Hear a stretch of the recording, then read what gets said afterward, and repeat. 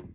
Well, that was Mace Feels So Good. So, of course, a couple of weeks ago, we became aware of a 10-year-old girl who was raped, tried to seek an abortion, but because of the newly installed heartbeat law, because of Roe versus Wade being overturned, she had to go to Indiana to have an abortion. She was raped. So there is actually no way for a 10-year-old to ever consent to sex. So by definition, it would be rape anyway. So there's no way to kind of nuance that. She was raped and she was impregnated.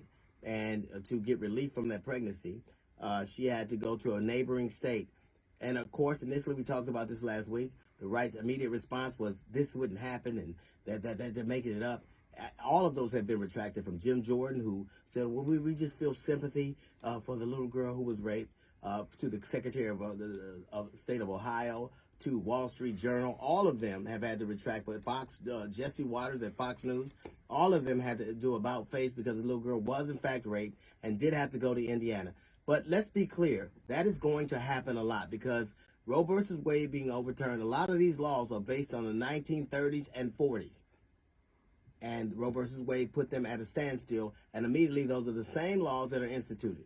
A lot of those trigger laws were written in the 30s and 40s in Michigan, in Texas, and maybe even in Ohio. I'm not exactly sure when that was written, but these laws are archaic. But to pretend, if you make a law that overturns Roe versus Wade and you don't allow for incest or rape, you do not get to pretend like you're shocked that it happens to a 10-year-old. If you don't make a law excluding incest from abortion, who do you think are the victims of incest? They're little girls. The victims of incest that result in pregnancy are by definition young little girls. So you don't get to pretend like you think this is an anomaly. You don't get to pretend like you enshrined it in law. You wrote a law that said, I don't care how old you are, if you're a victim of rape or incest, you're going to bear that child. You don't get to pretend like this is something you wrote it in a law.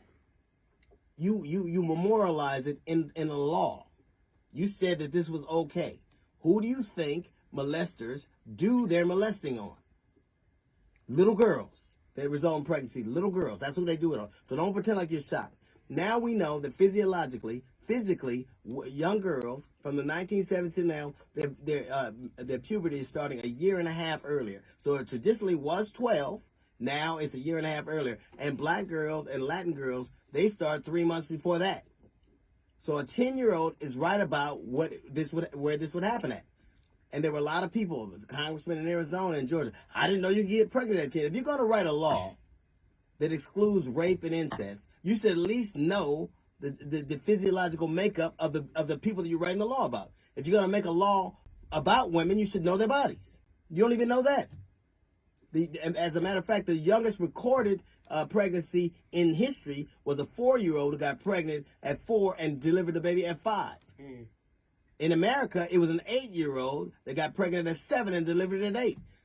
So these are not going to be some far-off things. These are going to be things that happen a lot that you enshrined, that you said it's okay.